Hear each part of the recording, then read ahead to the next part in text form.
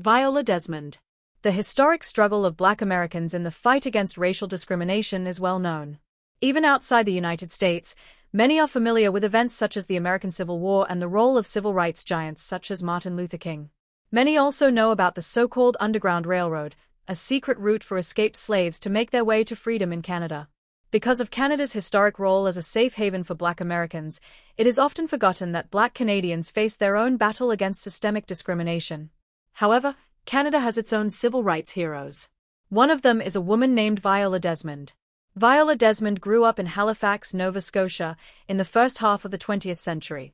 Halifax had a long-established and vibrant Black community. Nevertheless, though Black Canadians faced fewer legal barriers than Black Americans during this period, there was still a great deal of prejudice. Even when they had the same legal rights as white Canadians, in reality Black Canadians were held back by an unofficial policy of segregation in education, business, and politics. Desmond herself was one of 10 siblings. Her father, like many Black Canadians excluded from mainstream Canadian institutions, ran his own business, a barbershop, serving the Black community. His strong work ethic influenced his daughter, and Viola aspired to become a successful businesswoman in her own right. With this goal in mind, Desmond set off to train as a beautician and establish her own business. From the beginning, Desmond had to overcome obstacles because of her skin color. Indeed, following Desmond's career, it is easy to see the intelligence, independence, and perseverance that would serve her well for her entire life.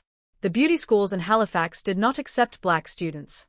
Undeterred, Desmond traveled to Montreal, New York, and Atlantic City to receive her training. When she returned to Halifax, Desmond opened her own salon and later created her own line of beauty products catering to Black women. Her business did well, and Desmond opted to open her own beauty school so that other members of the Black community would not be forced to leave the city to pursue an education as she had been.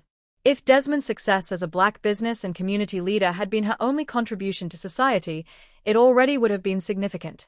But it is another event, one that even more powerfully displayed her strength of character, that established her as a Canadian civil rights hero. Desmond's success as an entrepreneur meant that she often had to travel for business. On one such trip in 1946, she found herself stranded in the town of New Glasgow, Nova Scotia, when her car broke down. With nothing to do while her car was being repaired, she decided to take in a movie at the local theater. She asked for a floor-level seat, but was unaware that she had instead been given a ticket for the balcony, an area reserved for non-white members of the audience. It was only when she was told by a staff member that she had to sit in the balcony area that she understood the situation. Angered by her treatment, Desmond refused to move to the balcony and stubbornly remained seated at floor level. The police were called and Desmond was roughly removed from the theater and thrown in jail. In fact, there was no official law stating that non-white people could not sit at floor level in the theater.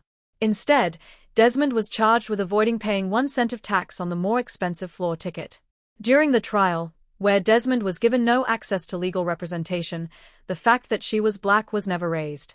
However, it was clear that the real reason she was being charged was that she had violated the unwritten social rules that kept Blacks and whites segregated. She was found guilty and ordered to pay a $20 fine as well as $6 in damages to the owner of the theater. Desmond's defiance set an example for other Black Canadians fighting for social equality. Her actions are said to have fueled the civil rights movement in Canada, which eventually led to official separation in 1965, ironically, the same year she died. In 2018, Desmond's contribution to citizenship, long overlooked, was officially recognized by the Canadian government when her portrait was printed on the $10 bill.